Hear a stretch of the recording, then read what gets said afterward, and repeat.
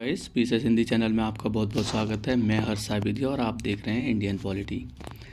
भारतीय राज्य व्यवस्था में या भारतीय संविधान में आपको हम 32 के आसपास लेक्चर दे चुके हैं और आपको कंप्लीट डिटेल्स में इंडियन पॉलिटी हमने कराई है और एक दो लेक्चर और होंगे।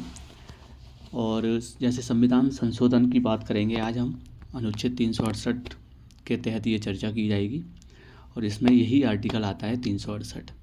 ये बहुत इम्पोर्टेंट है। इसमें मैंने कोशिश की है साधारण बहुमत क्या है, विशेष बहुमत क्या है, राज्यों के अनुसमर्थन से क्या चीज़ हो सकती है, वो भी मैं कंप्लीट कराऊंगा। साथ में अब तक संविधान संशोधन जितने हो चुके हैं वो भी मैं आपको कंप्लीट कराऊंगा, ठीक है। और जो इम्पोर्टेंट हैं या जितने इम्पोर्टेंट हैं संविधान संशोधन, उसकी चर्चा मैंने इस नोट्स में अपने में किया है।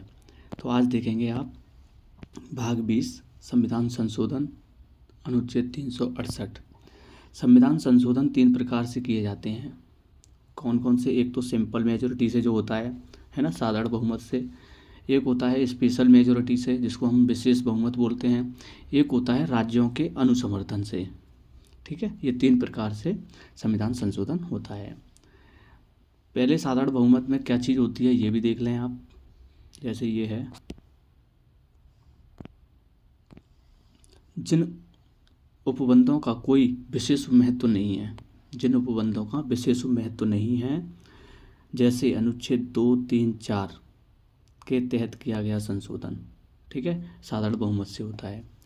राष्ट्रपति, उपराष्ट्रपति, न्यायाधीशों आदि के वेतन एवं भत्ते में जो संशोधन होता है वो साधारण बहुमत से होता है। तो ये 2 पॉइंट आप याद रखेंगे। एक तो अनुच्छेद 2, 3, 4 सिंपल मेजोरिटी से, साथ में राष्ट्रपति, उपराष्ट्रपति प्लस न्यायाधीश आदि के वेतन और भत्ते होते हैं, उनके बारे में जो भी घटाना बढ़ाना, जो भी चीज़ें संशोधन होना है वो सिंपल मेजोरिटी से होता है। नंबर 2 बात करेंगे विशेष बहुमत। विशेष बहुमत है क्या चीज़? जिनका संबंध भारत के संघीय ढांचे से है, ठीक है।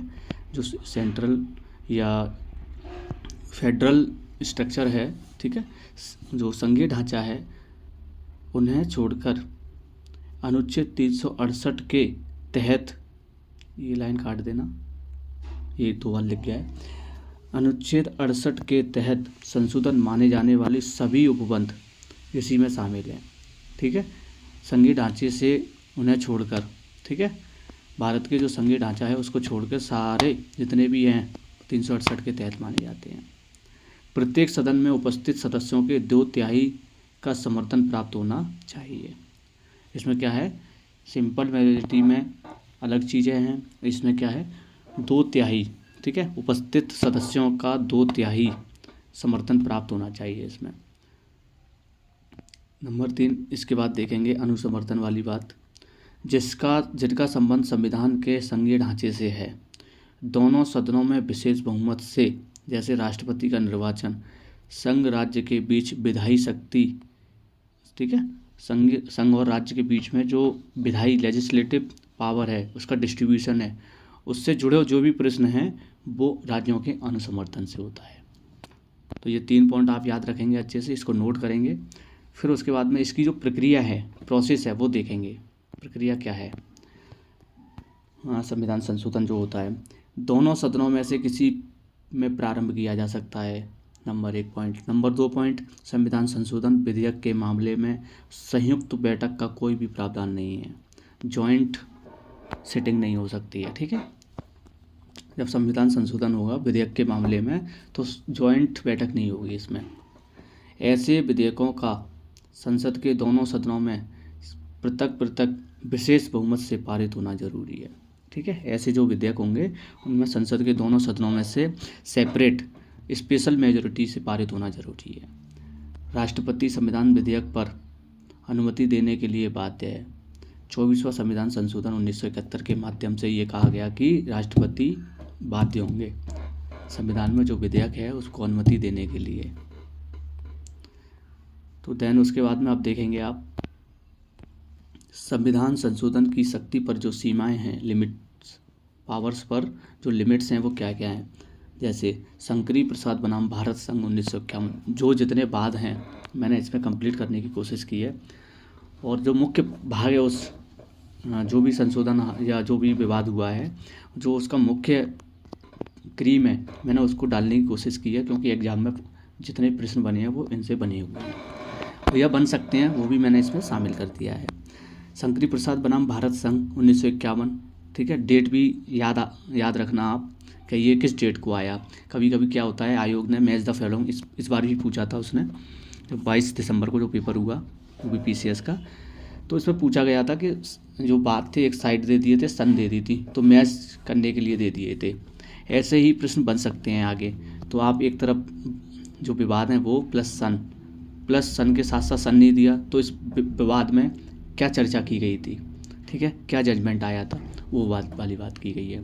इस मामले में सुप्रीम कोर्ट ने कहा कि 368 का प्रयोग करते हुए संविधान संशोधन अधिनियम अनुच्छेद 13(2), ठीक है, अनुच्छेद 13 का सब क्लॉज 2 के अधीन विधि नहीं माना जाएगा, ठीक है। सुप्रीम कोर्ट ने कहा 368 का प्रयोग करते हुए संविधान संशोधन अधिनियम अनुच्छेद 13 सब क्लॉज 2 के अधीन विधि नहीं माना जाएगा। उसके बाद में आप देखेंगे सज्जन सिंह बनाम राजस्थान राज्य 1965, ठीक है। सुप्रीम कोर्ट ने कहा कि अनुच्छेद 368 के अंतर्गत मूल अधिकारों में संशोधन किया जा सकता है। ये विवाद था सज्जन सिंह एंड राजस्थान वाला, तो इसमें ये वाली बात कही, सुप्रीम कोर्ट ने कहा कि 368 के अंतर्गत मूल अधिकारों में संशोधन नहीं किया जा सकता, ठीक है, संशोधन किया जा सकता है, सॉरी। इस विवाद में क्या कहा सज्जन सिंह वाले में कि इसमें मूल अधिकारों में संशोधन किया जा सकता है। आगे एक और विवाद आएगा, उसमें मना करेगा, ठीक है। जैसे ये आया गोलकनाथ बनाम पंजाब राज्य 1967, सन आप याद रखेंगे फैक्चुअल रूप से। सुप्रीम कोर्ट ने निर्णय दिया कि 368 के तहत संसद को यह भी शक्ति नहीं दी गई है कि मूल अधिकारों को छीन सके या न्यून कर सके, मतलब या ना तो छीन सकती है ना कम कर सकती है, जो हैं संविधान में दिए गए हैं वो यथावत रहेंगे, ठीक है। गोलकनाथ मामले में दिए गए निर्णय को शून्य करने के लिए 24वां संविधान संशोधन 1971 पारित कराया गया। इस संविधान संशोधन के तहत जो 1971 में आया, इसके तहत सज्जन सिंह जो गोलकनाथ वाला जो मामला था उसको शून्य कर दिया सुप्रीम कोर्ट ने। केशवानंद भारती बनाम केरल राज्य 1973, ये सबसे चर्चित, पॉपुलर, और ये प्रश्न कई बार पूछा गया है, आयोग में रिपीट होता है, इसको आप नोट करेंगे, अच्छे से समझेंगे भी। इस मामले में 13 न्यायाधीशों की पीठ निर्धारित की गई। कितने न्यायाधीशों की? 13 न्यायाधीशों की। सबसे बड़ी अब तक की जो पीठ बैठी है सुप्रीम कोर्ट में वो इसी केस को लेके बैठी थी। संसद अनुच्छेद 368 के तहत मूल अधिकारों का संशोधन करने के लिए उतनी ही सक्षम है जितनी कि संविधान के किसी अन्य भाग का। पॉइंट याद रखेंगे आप, क्या कह रहा है ये, संसद 368 के तहत मूल अधिकारों का संशोधन करने के लिए उतनी ही सक्षम है जितनी कि संविधान के किसी अन्य भाग का, किंतु जो पार्लियामेंट है, संसद संविधान संशोधन करके संविधान के आधारभूत ढांचे का उल्लंघन नहीं कर सकती। जो उसका बेसिक स्ट्रक्चर है प्रस्तावना में, उससे छेड़छाड़ नहीं होनी चाहिए, उसमें वायलेंस नहीं होना चाहिए मूल अधिकारों का। जो चीज़ मिली हुई है उसको हम घटा नहीं सकते, उसको न्यून नहीं कर सकते, उसको छीन नहीं सकते, ठीक है। तो ये वाली बात इस मामले में कहा गया। तो बेसिक स्ट्रक्चर की बात करी है, ठीक है। केशवानंद भारती वाला जो मामला है वो बेसिक स्ट्रक्चर की बात करता है। बेसिक स्ट्रक्चर का उल्लंघन नहीं होना चाहिए, उसमें छेड़छाड़ नहीं होनी चाहिए। बाकी आप कर सकते हो, बढ़ा सकते हो, कुछ भी कर सकते हो, लेकिन छीन नहीं सकते, न्यून नहीं कर सकते। केशवानंद भारती मामले में एक बात और याद रखेंगे आप, केशवानंद भारती मामले में दिए गए निर्णय को शून्य कराने के लिए 42वां संविधान संशोधन अधिनियम पारित किया गया। इस पॉइंट को याद रखेंगे। कौन सा संविधान संशोधन था? 42वां संविधान संशोधन। इसके अंतर्गत अनुच्छेद 368 में खंड 4 और खंड 5 जोड़ा गया। इसमें कहा गया कि संविधान संशोधन करने की संसद की शक्ति पर कोई भी निर्बंधन नहीं होगा, संसद पर शक्ति पर कोई भी रेस्ट्रिक्शन नहीं होगा। निर्बंधन का मतलब होता है रेस्ट्रिक्शन।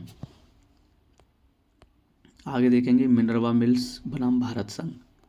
ये पूछे गए हैं इसलिए मैंने इसमें नोट्स में डाले हैं, ये मेरा हैंड रिटन नोट्स है। अनुच्छेद 368 के खंड 4 और खंड 5 में अवैध घोषित किया गया। इसके माध्यम से खंड 4 और 5 को अवैध घोषित कर दिया।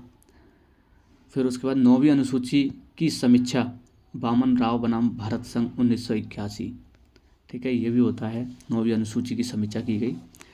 उच्च न्यायालय ने कहा कि 24 अप्रैल 1973 के बाद कोई भी अधिनियम 9वीं अनुसूची में डाला गया है तो उसकी न्यायिक समीक्षा की जा सकेगी। ठीक है, ये पॉइंट आप याद रखेंगे। देन उसके बाद में आप देखेंगे, इसमें अंतर देख लेंगे, ये डिफरेंस है इसमें। ये क्या बोल रहा है, संविधान के आधारभूत ढांचे में शामिल तत्व सुप्रीम कोर्ट द्वारा निर्धारित, जैसे केस बनाम भारतीय बनाम केरल राज्य। ठीक है, इसमें क्या कहता है सुप्रीम कोर्ट, संविधान की सर्वोच्चता, संघात्मक प्रकृति, शक्तियों का पृथक्करण देश की संप्रभुता है। ठीक है, ये पॉइंट इसमें कहा गया। इंदिरा गांधी बनाम राजनारायण वाले केस में क्या कहा, निष्पक्ष चुनाव प्रणाली, विधि का शासन, किसका, निष्पक्ष चुनाव प्रणाली, साथ में विधि का शासन, न्यायिक पुनर्वलोकन, ये पॉइंट कहा गया है इसमें। मिनर्वा मिल्स बनाम भारत संघ, मूल अधिकार तथा नीति निर्देशक तत्व में बैलेंस, संतुलन। नंबर SR बॉम्बई भारत संघ, ये क्या कह रहा है देखो, SR बॉम्बई बनाम भारत संघ धर्मनिरपेक्षता की बात करता है, सेकुलरिज्म की बात करता है। ठीक है, महत्वपूर्ण संविधान संशोधन की बात करें, जैसे पहला संविधान संशोधन हुआ 1951 में, संपत्ति के अधिकार की सीमित करने के लिए अनुच्छेद 31 का और 31 खा को जोड़ा गया। ठीक है, ये पॉइंट आप याद रखेंगे। भूमि सुधार को न्यायिक समीक्षा से मुक्त करने के लिए 9वीं अनुसूची में जोड़ी गई। SC ST के विशेष प्रावधान के लिए अनुच्छेद 15(4) जोड़ा गया। ठीक है, ये 3 पॉइंट गई, ये वाली बात याद रखेंगे आप। फिर उसके बाद में मैं इम्पोर्टेंट आपको संविधान संशोधन करा रहा हूँ। ठीक है, फिर उसके बाद में 7वां संविधान संशोधन 1956, 14वां राज्य, ठीक है, 14 राज्य, 6 केंद्र शासित, जो केंद्र शासित प्रदेश थे उसको स्वीकृति दी गई। 7वां संविधान 1956 के बाद केंद्र शासित प्रदेश में हाईकोर्ट के न्याय क्षेत्र का विस्तार किया गया। 2 या 2 से अधिक राज्यों के बीच सामूहिक न्यायालय की स्थापना की गई। ये 3 पॉइंट आप याद रखेंगे इसमें। देन उसके बाद 9वां संविधान संशोधन देखेंगे आप। 9वें संविधान संशोधन में क्या कह रहा है, 1960 में हुआ ये। भारत पाकिस्तान समझौते के अनुसार बेरूबानी क्षेत्र, जिसको हम पश्चिम बंगाल में कहते हैं, ठीक है, पाकिस्तान को दे दिया गया। किसको दे दिया गया, पाकिस्तान को। 16वां संविधान संशोधन 1963, अनुच्छेद 19 के तहत प्राप्त अधिकार पर युक्त निर्बंधन। ठीक है, एब्सोल्यूट रेस्ट्रिक्शन जिसको बोलते हैं, युक्त निर्बंधन। 21वां संविधान संशोधन 1963, ये देखेंगे आप। इसमें सिंधी भाषा 8वीं अनुसूची में 15वीं भाषा के रूप में शामिल किया गया। फिर उसके बाद में 22वां संविधान संशोधन देखेंगे। असम से अलग स्वायत्त राज्य मेघालय का निर्माण किया गया।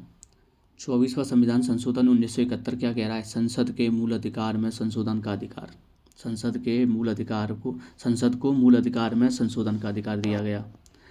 राष्ट्रपति को संविधान संशोधन के विधेयक पर मंजूरी देना अनिवार्य कर दिया गया। ये 2 पॉइंट मैंने पहले बताए थे, आप देख सकते हैं। 24वां संविधान 1971 है ये। फिर उसके बाद 26वां देखेंगे। प्रीवी पर्स और प्रांतीय राज्य के पूर्व शासकों के विशेष अधिकार को समाप्ति कर दिया गया। जो प्रीवी पर्स था, प्रांतीय राज्य के पूर्व शासकों के विशेष अधिकार थे, वो समाप्त कर दिए गए।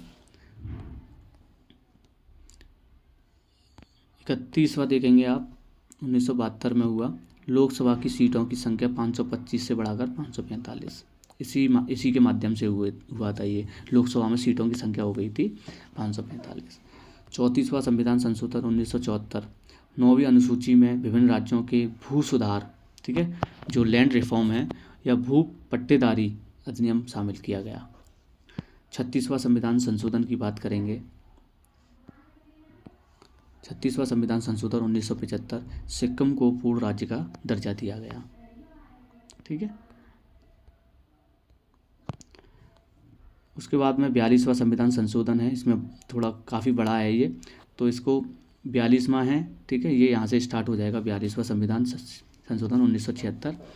तो थोड़े से और बचे हैं, इसको मैं नेक्स्ट लेक्चर में कंप्लीट कर दूंगा। सो ये ख़त्म हो जाएगा, ठीक है। आज इतना ही।